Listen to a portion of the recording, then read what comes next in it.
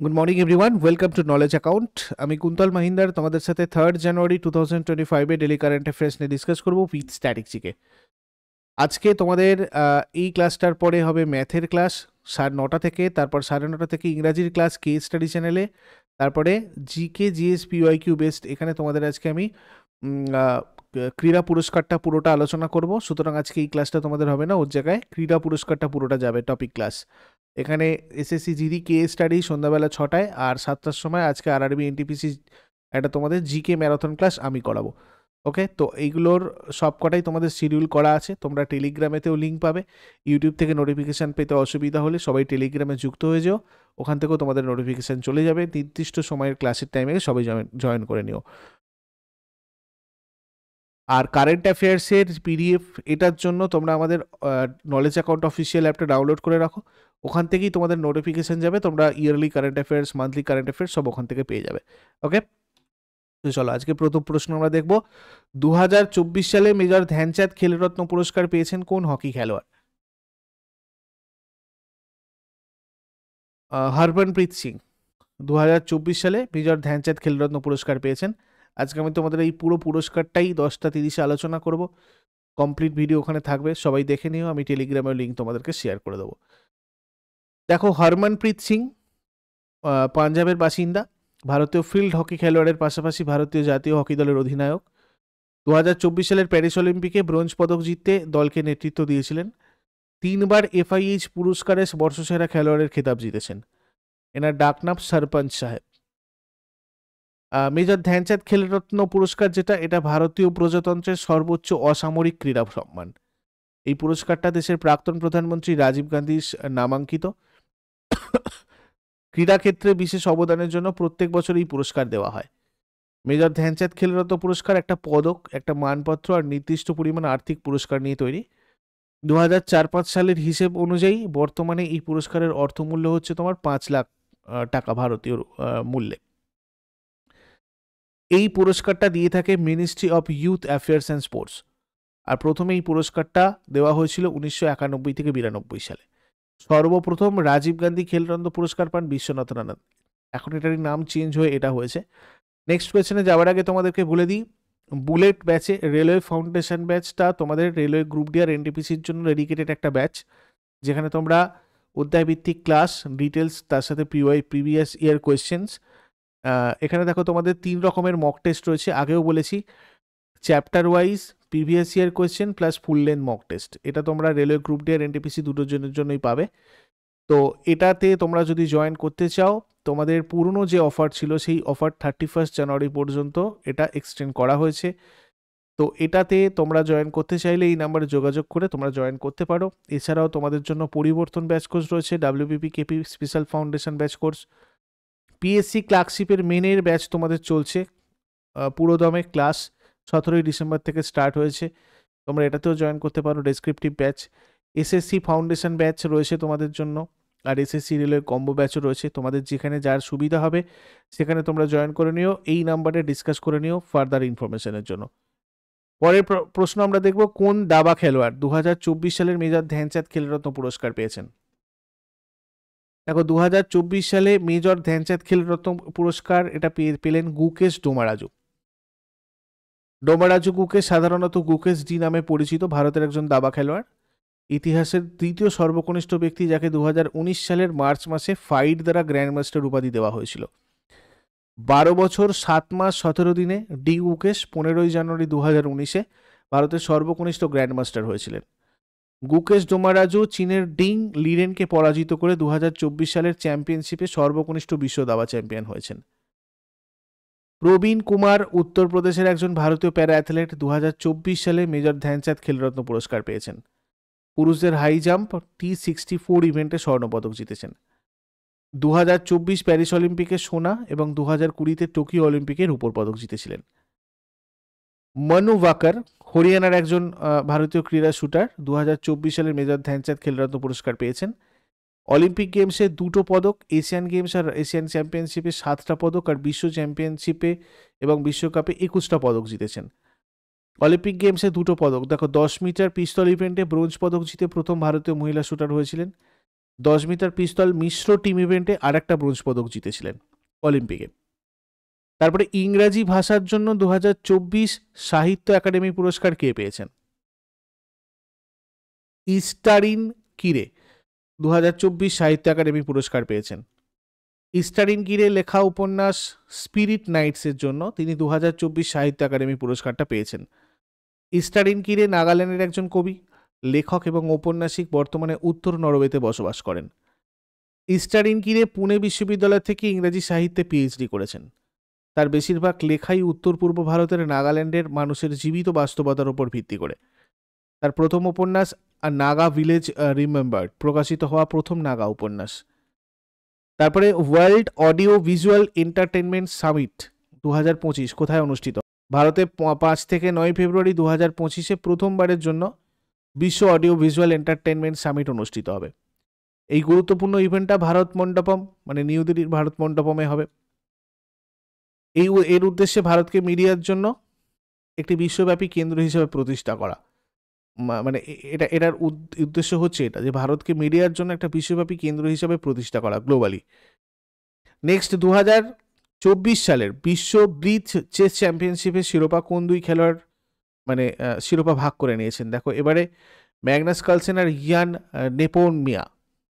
ইয়ান নেপোমনিয়া এবং Magnus Carlsen দুজনে এটা শেয়ার করেছেন। নরওয়ের ম্যাগনাস কার্লসেন নরওয়ের প্লেয়ার 2024 সালের বিশ্ব ব্রিজ চ্যাম্পিয়নশিপের শিরোপা রাশিয়ার ইয়ান নেপোমনিয়াস্তির সাথে ভাগ করে নিয়েছেন। Next, unique identification authority of ইন্ডিয়ার সিইও হিসাবে কাকে নিযুক্ত করা হয়েছে?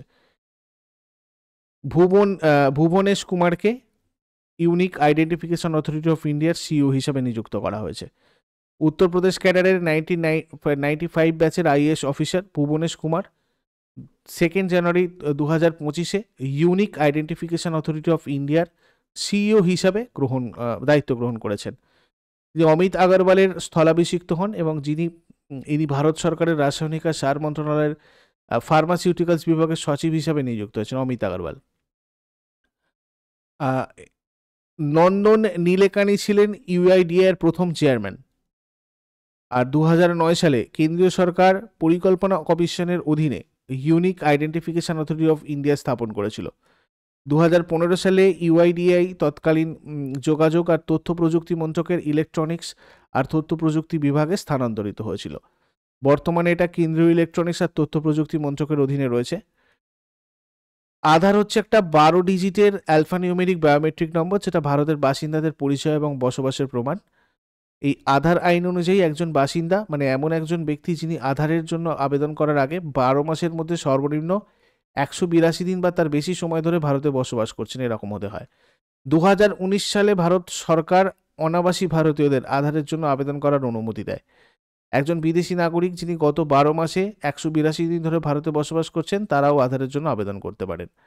ভারতে আয়কর জমা দেওয়ার জন্য আধার বাধ্যতামূলক করা হয়েছে এখন। প্রথম আধার নম্বরটা 29 সেপ্টেম্বর 2010 মহারাষ্ট্রের নন্দুরবারের বাসিন্দাকে জারি করা হয়েছিল।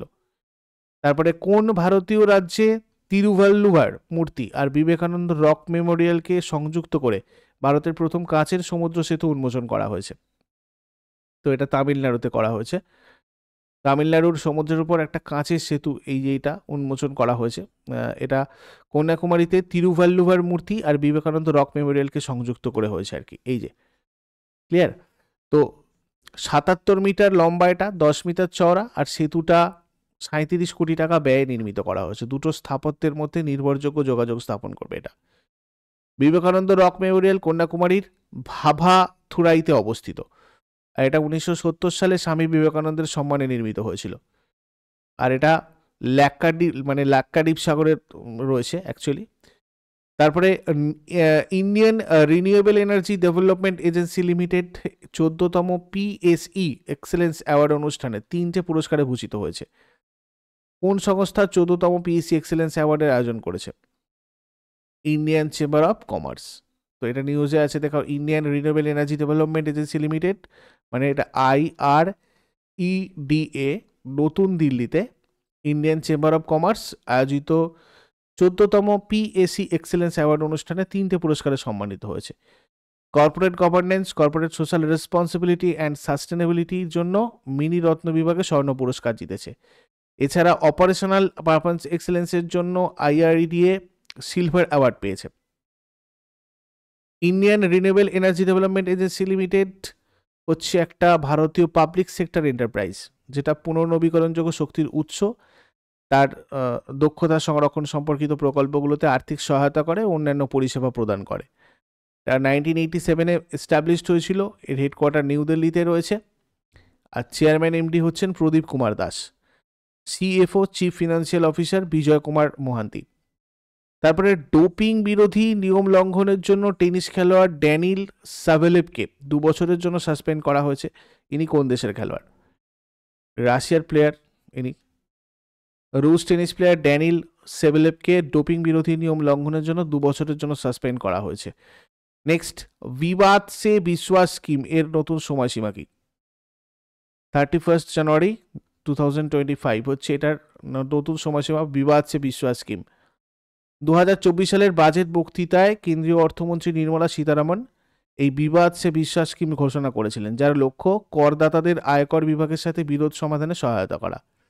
এই স্কিমটা করদাতাদের একটা নির্দিষ্ট শতাংশের সাথে বিতর্কিত অর্থ প্রদান করে তাদের বকেয়া কর দায় নিষ্পত্তি করতে সক্ষম করে। তারপর আগের দিনের প্রশ্নগুলো একবার দেখে নাও। অ্যাকশন টেন্ডন এগুলো হচ্ছে তোমার নিউরনের অংশ, আর মানবদেহে জেরপ্থ্যালমিয়া হয় ভিটামিন A এর অভাবে। আর আজকে তোমাদের জন্য প্রশ্ন থাকবে, জাহাঙ্গীরের সমাধিসৌধ কোথায় রয়েছে? ব্রিটিশ ভারতের শেষ ভাইসরয় কে ছিলেন? এগুলো শেষকালে তোমরা আমাকে হোমওয়ার্কে কমেন্টে লিখে জানাও এরগুলো উত্তরগুলো কী হবে। চট করে আগের দিনেরগুলো একবার কুইক রিভাইজ করে নেবো। 2 জানুয়ারি 2025-এর কোয়েশ্চেন্স কী কী ছিল? ফাইনালে কোন দলকে হারিয়ে 78তম সন্তোষ ট্রফি জিতেছে পশ্চিমবঙ্গ? কেরালা। ভারতে তৈরি প্রথম সার্জিক্যাল রোবট লঞ্চ করেছে কোন রাজ্য? মহারাষ্ট্র। কোন দেশে ভারতের রাষ্ট্রদূত হিসেবে নিযুক্ত হয়েছেন Monika Jain? Moldova. 18th elephant and tourism festival 2024 আয়োজন করেছে কোন দেশ? নেপাল। সম্প্রতি পূর্ব লাদাখের প্যাংগং শোতে ছত্রপতি শিবাজির মূর্তি উন্মোচন করেছে ভারতীয় সেনাবাহিনী। কেন্দ্র সরকার উড়ান যাত্রী ক্যাফে উদ্যোগ কোন এয়ারপোর্টে লঞ্চ করল? নেতাজি সুভাষচন্দ্র বসু আন্তর্জাতিক বিমানবন্দর, কলকাতা। DBS ব্যাংকের নতুন CEO পদে কে নিযুক্ত হয়েছেন? রজত বর্মা। উচ্চশিক্ষা সচিব হিসাবে কে নিযুক্ত হয়েছেন? বিনীত যোশী। সম্প্রতি সর্বকনিষ্ঠ মহিলা হিসাবে 7 মহাদেশের সর্বোচ্চ শৃঙ্গ জয় করেছেন কে? কাম্য কার্তিকেয়ন। কোন সংস্থা 2025 সালের জানুয়ারি থেকে 2026 সালের জানুয়ারি পর্যন্ত স্টিল অথরিটি অফ ইন্ডিয়া লিমিটেডকে Great Place to Work certification প্রদান করেছে? Great Place to Work Institute India. এগুলো ছিল তোমাদের আগের দিনের কোয়েশ্চেন। ইউজফুল বলে মনে হলে লাইক করো, বন্ধুদের সাথে শেয়ার করো, কমেন্ট বক্সে ফিডব্যাক জানাও। আর প্রতিদিন সকাল 6টার সময় ডেলি কারেন্ট অ্যাফেয়ার্সের আপডেটের জন্য নলেজ অ্যাকাউন্টকে সাবস্ক্রাইব করে বেল আইকন প্রেস করে অলে ক্লিক করে নাও। Thank you so much, take care, have a great day.